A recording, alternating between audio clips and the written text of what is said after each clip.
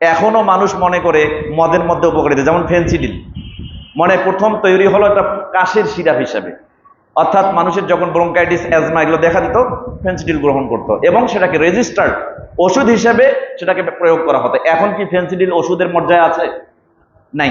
চিন্তা করে দেখেন তো, মদ তখনও ব্যবহার হতো। বিশ্বনবী মুহাম্মদ রাসূলুল্লাহ সাল্লাল্লাহু আলাইহি ওয়াসাল্লাম মক্কা থেকে যখন মদিনায় হিজরত করলেন, আল্লাহ সুবহানাহু ওয়া তাআলা তখন মদের মধ্যে উপকারিতা অপকারিতা দুটো বর্ণনা করলেন।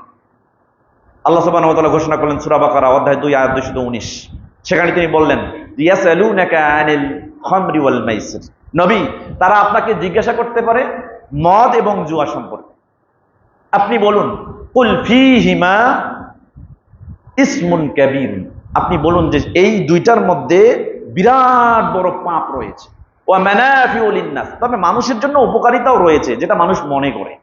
দুইটা জিনিস রয়েছে, একটা ক্ষতিও আছে, একটা উপকারিতাও আছে। তবে আল্লাহ সুবহানাহু ওয়া তাআলা এখানে বললেন তবে ইসমুহুমা ওয়া ইসমুহুমা, দুইটার মধ্যে যে গুনাহ আছে, যে পাপ রয়েছে, এই দুইটা আকবারু মিন নাফইহিমা, তাদের দুইটার মধ্যে যে উপকারিতা রয়েছে তার চাইতে বেশি ভয়াবহ। তাহলে উপকারের চাইতে অপকার বেশি। আল্লাহ সুবহানাহু ওয়া তাআলা প্রথমে এভাবে সতর্ক করলেন যে তোমরা যে এই মদ গ্রহণ করতেছো, এই মদ সম্পর্কে যদি তোমাকে কেউ জিজ্ঞাসা করে তাহলে তুমি বলে দাও এর মধ্যে যে উপকার বিবেচনা করতেছো তার চাইতে এর অন্তর্নিহিত ক্ষতিটা অনেক বেশি। এখনো আমরা কিন্তু মদের উপকারিতা বলার চেষ্টা করি। অ্যালকোহলে অনেক কিছু আছে, যেমন হোমিওপ্যাথি ওষুধের মধ্যে কি করা হয়, অ্যালকোহল ইউজ করা হয় না, এটা হিসাবে আমরা মনে করি যে মদের মধ্যে অ্যালকোহল থাকে, এটাতেও মনে হয় উপকার রয়েছে। কিন্তু সম্মানিত উপস্থিতি, বোঝার চেষ্টা করেন আল্লাহ সুবহানাহু ওয়া তাআলা বলছেন যে অবশ্যই যখন তোমরা এই দুইটার বিবেচনা করবে যে উপকারিতা এবং অপকারিতা দুটা রয়েছে, তাহলে উপকারিতাটার চাইতে অপকারিতাটা এর মধ্যে বেশি আছে। চিন্তা করেন তো, এভাবে প্রথমে আল্লাহ সতর্ক করলেন। সতর্ক করার পরেও তখন প্রকাশ্যে মদ চলতো না, কিন্তু একটু গোপনে হলেও মদ পান করা হতো এবং মদ একেবারে টোটালি হারাম করা হয়নি সেই সময়। একদিন দেখা গেল এক সলাতের মধ্যে আলী ইবনে আবি তালিব রাদিয়াল্লাহু তাআলা, হাদিসটা আসছে তিরমিজি আবু তাফসির বা ব্যাখ্যা করা সংক্রান্ত একটা অধ্যায় সমূহের শিরোনাম পাবেন। এই অধ্যায়ের বাবু সূরাতুল নিসা, সূরা নিসা সংক্রান্ত একটা অনুচ্ছেদ রয়েছে, হাদিস নাম্বার 3026। আলী ইবনে আবি তালিব রাদিয়াল্লাহু তাআলা আনহু তিনি বলছেন যে একদিন আমাদেরকে আব্দুর রহমান ইবনে আউফ তিনি আমাদের জন্য খাবার তৈরি করলেন। ফাদাআনা, অতঃপর আমাদেরকে খাবার তৈরি করে দাওয়াত দিলেন। যখন আমাদেরকে দাওয়াত দিলেন আমরা দাওয়াতে গেলাম। ফাসাকানা মিনাল খামর, দাওয়াত শেষ করার পর তিনি আমাদেরকে মদ পান করালেন। তাহলে বোঝা গেল আলী রাদিয়াল্লাহু তাআলা আনহু ওই সময় কি করছেন? মদ পান। আপনারা কি কথা বুঝতেছেন না? এখনই ঘুমাচ্ছেন? সম্মানিত উপস্থিতি, তো আলী রাদিয়াল্লাহু তাআলা আনহু বলছেন যে ওই সময় আব্দুর রহমান ইবনে আউফ আমাদেরকে দাওয়াত খাওয়ানোর পরে আমাদেরকে কি খাওয়ালেন, কি পান করালেন? মদ পান করালেন। যখন মদ পান করালেন ফা আখাযাতিল খামরু মিন্না, মদ আমাদেরকে পেয়ে বসলো।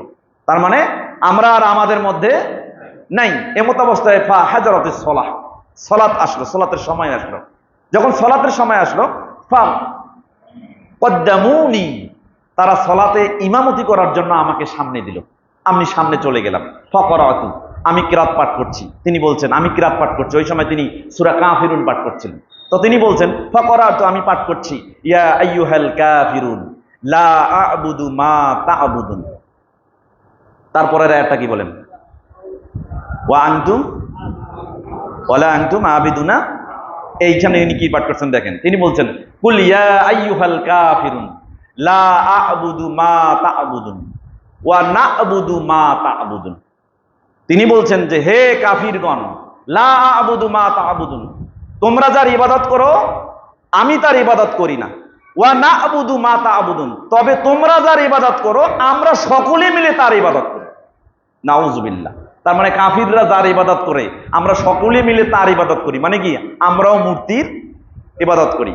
এইটা ইনি সালাতের মধ্যে বলে ফেলেছেন। যখন এটা বলে ফেললেন সূরা কাফিরুন পাঠ করার সময় ফা নাযালাত হাযিহিল আয়া, তখন এই আয়াতটা অবতীর্ণ হলো সূরা নিসা অধ্যায় 4 আয়াত 43। আল্লাহ সুবহানাহু ওয়া তাআলা বললেন ইয়া আইয়ুহাল্লাযীনা আমানু, হে ঈমানদারগণ, লা তাকরাবুস সালাতা ওয়া আনতুম সুকারা, তোমরা নেশাগ্রস্ত অবস্থায় সালাতের নিকটবর্তী হইও না, সালাতে দাঁড়াইও না ততক্ষণ পর্যন্ত না হাত্তা তা'লামু মিম্মা হাত্তা তা'লামু মা তাকুলুন, যতক্ষণ পর্যন্ত তোমরা যা বলো তা যদি বুঝতে না পারো ততক্ষণ পর্যন্ত সালাতের নিকটবর্তী হয়ো। তার মানে বোঝা গেল কি, মদ জায়েজ, কিন্তু মদ খেয়ে মদ পান করে নেশাগ্রস্ত অবস্থায় সালাতে যেও না, সেন্স নাই, সালাতে যাওয়া যাবে না। যখন এরকম চললো, এর কিছুদিন পরে আল্লাহ সুবহানাহু ওয়া তাআলা একে পুরোপুরি ঈমানদারদের জন্য একেবারে মদ হারাম করে দিলেন। সূরা মাইদা অধ্যায় 5 আয়াত 90 আল্লাহ সুবহানাহু ওয়া তাআলা বললেন, ইয়া আইয়ুহাল্লাযীনা আমানু, হে ঈমানদারগণ, ইন্নামাল খামরু ওয়াল মাইসিরু ওয়াল আনসাবু ওয়াল আজলামু রিজসুম মিন আমালিশ শাইতান। আল্লাহ সুবহানাহু ওয়া তাআলা বললেন, হে ঈমানদারগণ, নিশ্চয়ই মদ, নিশ্চয়ই জুয়া, নিশ্চয়ই এই মূর্তি বেরি আস্তানা এবং ভাগ্য নির্ধারক তীর নিক্ষেপ করা, এগুলো হচ্ছে শয়তানের নিকৃষ্ট কাজ। ফাস্তানিবুহু, তোমরা এই কাজগুলো থেকে নিজেদেরকে বিরত রাখো। যদি বিরত রাখতে পারো, লাআল্লাকুম তুফলিহুন, তোমরা সফলতা অর্জন করবে। সম্মানিত উপস্থিতি, এরপর চূড়ান্তভাবে মদ কি হয়ে গেল? হারাম হয়ে গেল। আচ্ছা,